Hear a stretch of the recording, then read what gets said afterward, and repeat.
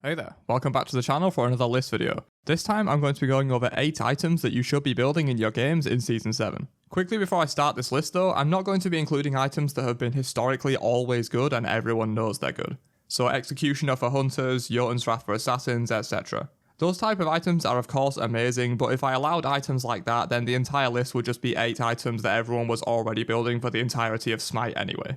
So I want to spice it up a bit and go for some items that were either new or changed in Season 7, or just items that I think a lot of people are overlooking and should be building, even if they're not necessarily long-time mainstays for their respective classes. As you might have seen recently, I'm trying to upload more frequently and increase the quality of my videos, so if you're in the 72% of people who watch my channel frequently but haven't hit that subscribe button yet, I'd really appreciate it if you joined up to help us on the road to 50k, but without further ado, let's get into this list. Number 8, Tyrannical Plate Helm.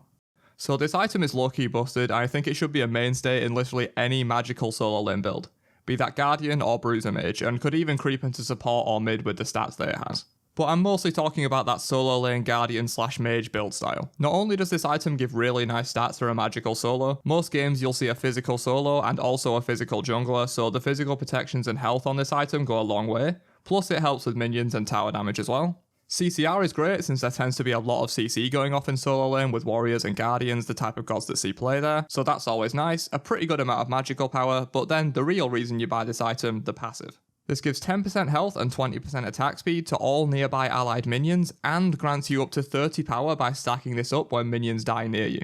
So in total, including the stacks, this item gives 100 power, 40 physical protections, 100 health, 20% CCR, and the minion buffs. This item is just crazy in everything it does, and despite people picking it up fairly frequently, I still think it's underrated right now.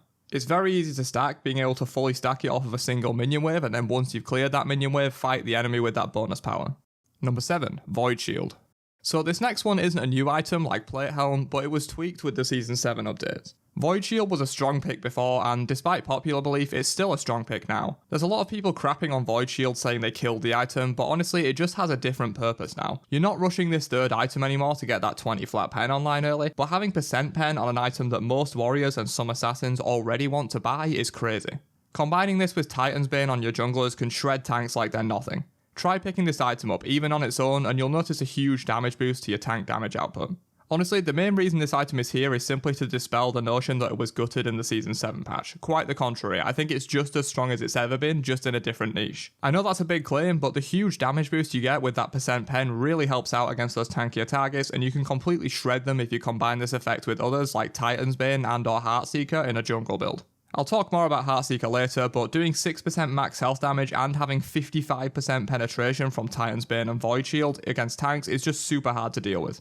I've both done it to people and also had it done to me, and I can tell you people are sleeping on this type of build. Most tanks have come to expect over the years that an ability-based assassin won't do too much to them once they get their defense online, so exploit that feeling of security, try this build style out, and I promise you, you won't be disappointed. Void Shield comes with amazing stats on top of that great passive that most junglers and solo laners would love to have. Power, defense, and health are pretty much the holy trinity for an item like this, and anyone telling you Void Shield was gutted and it's trash needs to rethink. Number 6, Karon's Coin.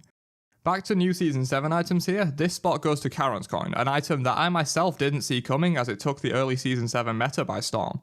As I mentioned with Void Shield, having percent pen is really powerful, and Karon's Coin having 20% is a huge boost to your damage output versus those tankier targets, but the rest of the stats on the item aren't lacking either. Taking into account the passive, this comes with 80 power, 20 HP 5 and MP 5, 20% penetration and 8% movement speed. Plus, you can't forget that nice passive once it evolves that activates both on assists and kills and gives you more health regen or movement speed for a short time. Stacking the item isn't even difficult either. A lot of stacking items require a large time investment to stack up to their full potential, but getting 8 kills or assists isn't too difficult in your average conquest game.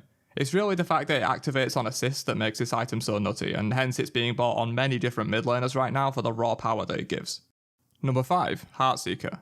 So as I mentioned with Void Shield earlier, Heartseeker is really strong. It isn't necessarily a new or changed item in Season 7, but from the back end of Season 6 and going forward into Season 7, it's looking like a really strong item pickup for any ability-based jungler. While it is of course very expensive, probably the most expensive item in your entire build, the raw stats of the item are solid and the passive is just insane.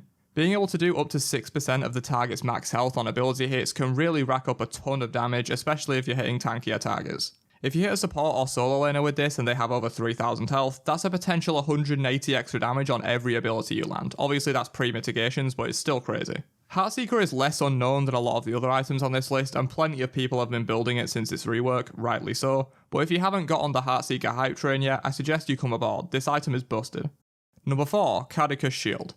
Another Season 7 item here. This one is much more niche and isn't something you're going to buy on every god, but on the handful of gods that it does work on, it works wonders. The base stats on Cad Shield are already solid, giving a sort of mixed bag of generally useful stats like protections, health and power, but then the passive 10% or 25% in combat healing boost just tips this item over the edge into being a must build on physical warriors with any form of decent healing. There's obvious applications like true physical healers such as Guan, but to be honest, you don't even need to pick Guan to make great use out of this item. Just slap it in any build that uses Gladiator Shield or in any god that has decent built-in healing, or both, such as Achilles, and you're off to the races. Plus, in that scenario, you do have the benefit of boosting healing for your other teammates as well if they have any ability heals. This item is really a sleeper pick, and while it's not of course an auto build on every god, it's extremely strong in its small niche. Number 3, Shoes of Focus. So this item actually hasn't been changed at all. It's the exact same way it was in Season 6, but things have changed around this item that make it so much more appealing to mages and even in other roles as well. Namely, the nerf to Shoes of the Magi. Taking off the 10 penetration from Magi boots allows a direct comparison of Magi versus Focus, and it's not looking good for power boots, I can tell you that. 20 extra power, which probably equates to about 15 extra damage on your abilities on average, versus 250 mana and 10% cooldown, it's not really even in contention at that point. The only time I would even remotely consider Magi boots is on AA mages, since their auto attacks make good use of the extra power and they need the mana and CDR less than traditional mages. But even in that scenario, I would probably still choose Shoes of Focus. And on Guardian and solo lane mages it's the same. There's no reason to pick 20 power over 250 mana and 10% cooldown, it's statistically a bad choice. I just wanted to include this change to the boots in this video to make people aware that Magi boots absolutely suck now and you should almost always be buying Shoes of Focus until they either get nerfed or Magi boots get buffed. Number 2, Transcendence. So Trans has been around a long time in Smite, but recently it's seen a huge resurgence, mostly in the jungle role actually. Of course, Trans is still bought on ability based hunters in the mid lane or in ADC, but plenty of top junglers like Thor, Odin, Bastet, Set, Susano can all make good use of Transcendence as a first or second item pickup after your boots. I'm including this one mainly because of this factor. The item has always been popular on certain hunters and a few assassins, but right now it's seeing widespread use in the jungle and some gods even have it as a go-to second item after boots. The raw stats and power spike this item provides once you stack it up is crazy, giving upwards of 80 power from just the stacks and base mana alone, plus CDR and basically infinite mana to cast abilities to your heart's content. Plus this works really well with Heartseeker that I mentioned earlier since you have the percent health damage that scales up the more power you have. So getting Trans online early allows you to itemize into a 5th or 6th slot Heartseeker and just tear through squishies and tanks alike. Definitely give Trans a try on your ability based junglers if you aren't already doing so. And the final item for the list is Chronos pendant. So another item that I feel is underrated by a lot of people, but to be honest should probably be in your build for almost any mid lane mage. I say almost everyone because there are exceptions like Freya and the like that won't use CDR very well at all, but any traditional ability based mage should be building pendant in Season 7. With the price reduction to 2700 gold, it's very affordable even as an early rush item straight after or even potentially before boots. And honestly the stats it gives for the cost are just crazy. 20% CDR plus 5 to 10% equivalent CDR from the passive skyrockets your utility and damage as a mage. Not to mention you can stack this with other CDR items and the passive can bypass the 40% cap because it's not strictly CDR. The buff to the tier 2 of this item was actually very impactful as well. It costs much less now and you can buy it at the start of the game. You can start with either the tier 1 and still afford plenty of potions and a blessing, or even start with a tier 2 outright and 2 potions, since it gives actually decent stats. And then you just farm 1300 gold and you buy full pendant and you power spike harder than probably any other god in the game at that point.